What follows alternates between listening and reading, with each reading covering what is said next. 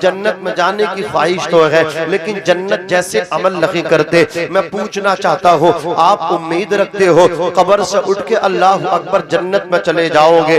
जब आपकी जिंदगी में आप बिस्तर से उठ कर के मस्जिद तक नहीं जा रहे हो, तो कब्र से उठ के जन्नत तक कैसे चले जाओगे? क्या समझते हो बेनमाजी के लिए भी जन्नत का दरवाजा खुल जाएगा? सरकार गौसे आजम फरमाते हैं, बेनमाजी को मुसलमानों के कब्रिस्तान में भी न दफनाया जाए। सुल्तान बाहू फरमाते हैं, बेनमाजी से खिंजीर भी पनाह मांगता है। शेख सादी फरमाते हैं, बेनमाजी को कर्जा ना देना जो अल्लाह का कर्जा अदा नहीं कर रहा है। क्या ख्याल है तुम्हारा उस शख्स के बारे में कि जो अल्लाह का कर्जा नहीं अदा कर रहा है, वो तुम्हारा कर्जा कैसे वापस करेगा? इमाम आजम अबू हनीफा फरमाते हैं, बेनमाजी को बादशाह इस्लाम अरेस्ट करके जेल में डाल दे, जब तक वो सच्ची तौबा न करे उसको जमानत न दे, उसको रिहा न करे। अल्लाह अकबर कबीर। ये हमारे बुजुर्ग हैं, हमारे बुजुर्गों ने इस तरह नमाज की तरफ लोगों को तवज्जो दिलाई। हुजूर की हदीस पाक है, मुरू औलादकुम बिस्सलाती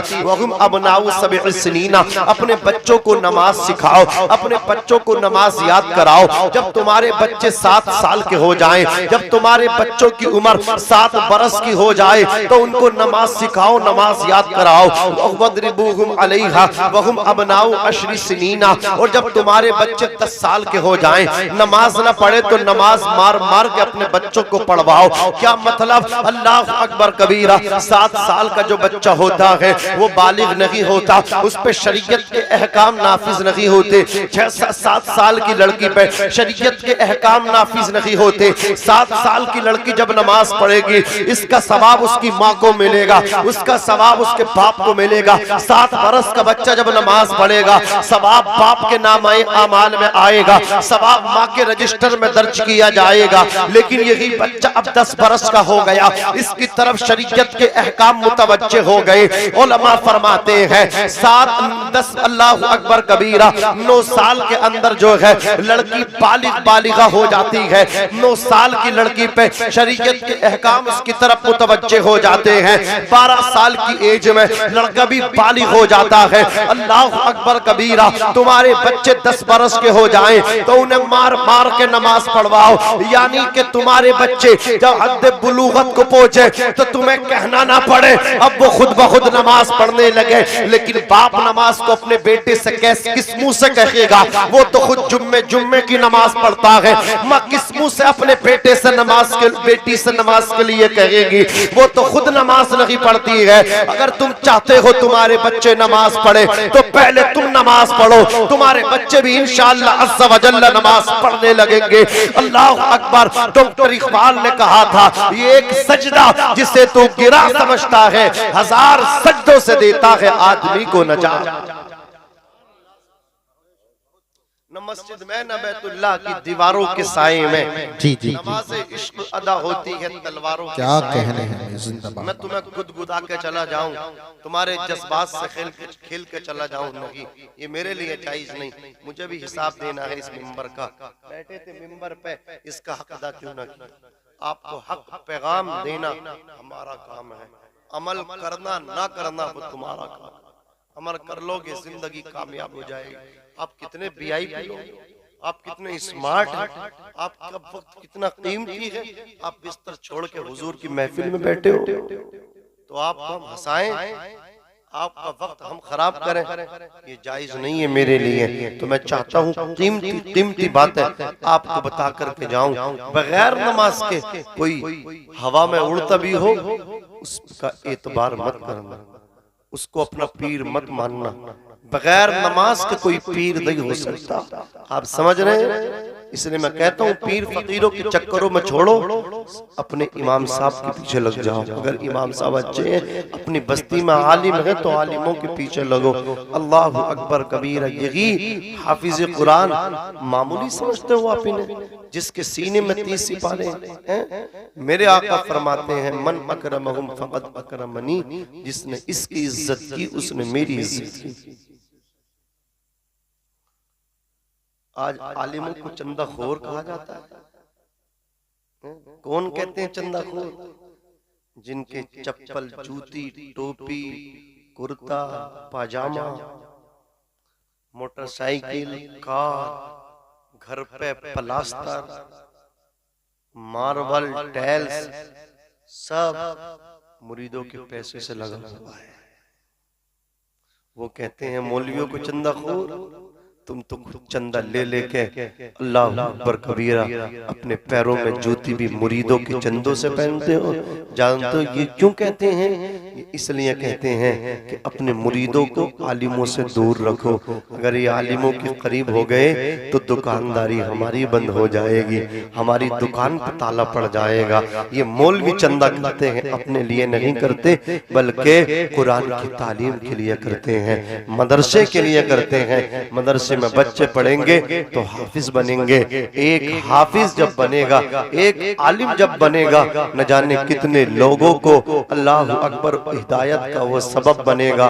शैतान को जितनी परेशानी एक मदरसे के तालिब इल्म से होती है, उसे किसी और से नहीं होती है। आसमान समंदर के ऊपर असर मगरिब के दरमियान जब उसका तख्त लगता है ना, शैतान इब्लीस उस पर बैठता है, अपने तमाम शैतानों का हिसाब लेता। तूने क्या किया, तूने क्या किया, तूने क्या किया। कोई कहता मैंने भाई भाई में झगड़ा करा दिया, मैंने शराब पिलवा दी, मैंने मियाँ बीबी के दरमियान जुदाई ना चाकी ना इत्तेफाकी करा दी, तलाक मैंने दिलवा दी। शैतान खुश नहीं होता। एक कहता है मैंने मदरसे के तालिब इल्म को कुरान पढ़ने से रोक दिया, तो शैतान कूदने लगता है, उछलने लगता है। दूसरे शैतान कहते हैं हमने इतने इतने बड़े काम किए, हमें कोई शाबाशी नहीं मिली, और इसने छोटा सा काम मदरसे के पढ़ने वाले तालिबे इल्म स्टूडेंट को रोका है, इसको इतनी शाबाशी मिल लगी है। शैतान कहता तुम नहीं समझ रहे हो, अल्लाह अकबर कबीरा, तुमने बड़े काम किए हैं, लेकिन हकीकत में बड़ा काम इसने किया है। अगर वो बच्चा पढ़ जाता और अपने इल्म पे अमल कर लेता तो वो अल्लाह का वली बन जाता, और जब वो अल्लाह का वली बनता न जाने कितने लोगों की हिदायत का वो सामान बन जाता। अजीज़ाने मिल्लत इस्लामिया, तो ये चंदा भी करते हैं तो अपने लिए नहीं, हुजूर के दीन के लिए करते हैं। अल्लाह अकबर अर्ज कर रहा था कि लोग जन्नत में जाने की कोशिश करते हैं, जन्नत वाले काम नहीं करते। जानते हैं ये मेरे हाथ में मोबाइल है, इसमें भी पासवर्ड लगा होता है। अगर मैं पासवर्ड गलत डालने लगूं कि खुल मोबाइल का लॉक ऑन होगा, खुलेगा, स्क्रीन ऑन नहीं हो सकती, मोबाइल ऑन नहीं हो सकता, खुल नहीं सकता। अल्लाह अकबर कबीरा, जब मोबाइल का पासवर्ड गलत हो जाए, मोबाइल ऑन ना हो, अजीज़ाने मिल्लत इस्लामिया, अगर आखिरत का पासवर्ड हमारा अल्लाह अकबर गलत हो जाए तो क्या जन्नत का दरवाजा हमारे खुल जाएगा? नमाज हम ना पढ़े, रोजा हम ना रखे तो क्या जन्नत का दरवाजा हमारे लिए खुल जाएगा? नहीं खुलेगा। हजरात जन्नत में जाने की सब ख्वाहिश रखते हैं, लेकिन मैं पूछना चाहता हूँ कभी यह अंदाजा किया आपने जन्नत आखिर है कहाँ? तो जिस माँ को तुमने धक्के देकर के घर से निकाला है, जन्नत उसी माँ के कदमों के नीचे है। ये किसी और का फरमान नहीं, मुस्तफा जाने रहमत का फरमाने ज़ीशान है। आका फरमाते हैं अल जन्नतु तहत अक़दामिल उम्महात, जन्नत माओं के कदमों के नीचे है। जिस माँ के कदमों के नीचे जन्नत है, आज तुमने उसे दर दर की ठोकरें खाने के लिए मजबूर कर दिया। कल तक गैर मुस्लिमों के अंदर अल्लाह अकबर ये चीज पाई जाती थी, बुढ़ापे में ओल्ड हाउस में अपनी माँ को वो छोड़ करके आया करते थे, लेकिन आज मुसलमान अपने बाप को ओल्ड हाउस में छोड़ के आ रहा है, अपनी माँ को घर से धक्के दे करके हजरात ओल्ड हाउस में छोड़ करके आ रहा है। जो बाप तेरे लिए जन्नत का दरवाजा था, जो बाप तेरे लिए दुआ करे, पीर फकीर तेरे लिए दुआ करे, कबूल हो कोई गारंटी नहीं। ये तेरा बूढ़ा बाप हाथ उठा करके दुआ कर दे, बाप के उठे हुए हाथ नीचे बाद में आएंगे, अल्लाह पहले कबूल फरमा लेगा। और खुदा की कसम अगर तरक्की चाहते हो, अगर कामयाबी चाहते हो, अगर खुशहाली चाहते हो, इज्जत की जिंदगी गुजार के दुनिया से जाना चाहते हो, कभी अपने बाप की आंख में आंसू ना आने देना, कभी अपनी माँ की आंख में आंसू न आने देना। अल्लाह अकबर मुनव्वर राना ने तो कहा था कि जब तुम अपने घरों से निकलो, अपनी माँ के कदम चूम के, बाप के हाथ चूम के घर से सफर करके निकलना, खुदा की कसम तुम नाकाम होके नहीं बल्कि कामयाब होकर के वापस आओगे। मेरे हमारे कुछ गुनाहों की सजा भी साथ चलती है, अब हम तनहा नहीं चलते, दवा भी साथ चलती है। अभी जिंदा है माँ मेरी, मुझे कुछ भी नहीं होगा, मैं जब घर से निकलता हूँ दुआ भी साथ चलती है। ये सबसे बड़े एहसान करने वाले हैं, ये मुरब्बी हैं हमारे वालिदैन, जिनको हम दुश्मन देखते हैं। हमारी माँ ने हमारे लिए क्या ना किया, वो मर रही थी, मरते मरते भी अपने बच्चों को जीने की दुआएं देने की कोशिश कर रही थी। मौत की आगोश में जब थक के सो जाती है माँ, तब कहीं जाके थोड़ा सा सुकून पाती है माँ। प्यार कहते हैं किसे, ममता क्या चीज है, कोई उन बच्चों से पूछे जिनकी मर जाती है माँ। अज़ीज़ाने मिल्लत इस्लामिया, ये माँ है माँ, अल्लाहु अकबर। डॉक्टर कह रहे कैंसर हो गया, बच नहीं पाएगी। वो बूढ़ी औरत अपने आप की परवाह नहीं कर रही है, उसे परवाह है तो अपनी जवान बेटियों की परवाह है। वो अपनी बेटियों के लिए रात को उठ उठ करके जागती है, सोती नहीं है। वो चाहती इज्जत के साथ मेरी बेटियों के निकाह हो जाए, उसे परवाह अपनी बेटियों की परवाह है, उसे परवाह अपने पेटों की परवाह है। वो बूढ़ा बाप अल्लाह अकबर पागलों की तरह भागता रहता है, इसे क्या कमाने का शौक लगा है, कभी अल्लाह अकबर इधर कमा रहा है, कभी उधर कमा रहा है, घर का आराम छोड़ के पागलों की तरह दौड़ लगा है।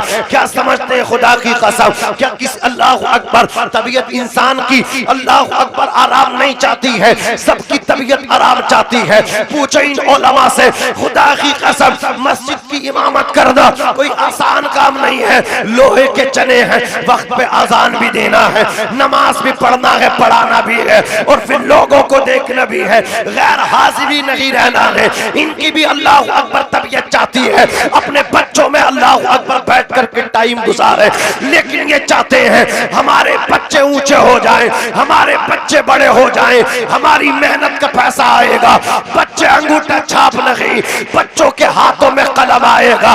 एक बाप का सीना है, कोई नहीं चाहता, सगा भाई भाई की तरक्की नहीं चाहता, भाई भाई को अपने से ऊपर देखना न चाहता। ये बाप का जिगर है जो अपने बेटे की तरक्की को अपने से भी ज्यादा देखना चाहता है।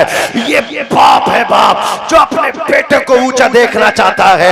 ये बेटे को ऊंचा देखने के लिए खुद नीचा हो जाता है, बड़ा देखने के लिए छोटा बन जाता है। लेकिन अफसोस जब इसकी मेहनत से, इसके पैसे से ये निकट्टू, ये निकम्मा, ये बेगैरत बेशरम बेटा बड़ा बना है, तो इस बाप को इसने छोटा कर दिया है। जब ये बेटा ऊंचा हुआ है, बाप को नीचा कर दिया। जी जी हजरत, नारे तकबीर, नारे रिसालत, नारे हैदरी, नारे गौसियत, मसलके आला हजरत, फैजाने आला हजरत, उलमाए अहले सुन्नत, हजरत अल्लामा नाज़िम रज़ा मंजरी, अज़मते वालिदैन, नारे तकबीर, नारे रिसालत। वाह वाह वाह, बहुत उम्दा हजरत, क्या कहने हैं। वो घर में मुस्कुरा रही है, देखो मैंने कैसे जादू चलाया, करा दिया ना बुढ़िया से, अपने शोहर को अलग करा दिया, और बुढ़िया को पोके दिखा रही है, ये देख ले देख, तुझसे तेरा बेटा छुड़ा लिया। आज तू इस बुढ़िया को छुड़ा रही है जो तेरी सास, असल में तू इतनी, ये तेरी माँ है, माँ। समझ रहे? इसे एहसास उस वक्त होगा अपनी गलतियों का, आज नहीं होगा। जब ये सास बनेगी, जब इसकी बहू आएगी, जब वो इसके बेटे को छुड़ा के अपने मैके में लेके जाएगी ना, तो इसे अफसोस होगा, काश मैंने अपने शोहर को उसकी माँ से दूर न किया होता, तो मेरे बेटे को आज मेरी बहू ने मुझसे दूर न किया होता। ये तो हाथ को हाथ है, तुम किसी का दिल क्या दुखाओगी, तुम्हारा भी दिल दुखाया जाएगा। काश तुम अपनी सास की खिदमत ना उसको माँ समझ के की होती, तो आज जब तुम सास बनती, तुम्हारी जब बहू आती, तुम्हारे बेटे को तुमसे छुड़ाती नहीं, बल्कि वो भी तुम्हारी खिदमत में माँ समझ के तुम्हारी वो खिदमत करती। अज़ीज़ाने मिल्लत इस्लामिया, आज इनको रुलाया जा रहा है। ये माँ है यार, बच्चे की खातिर किस तरह परेशान रहती है।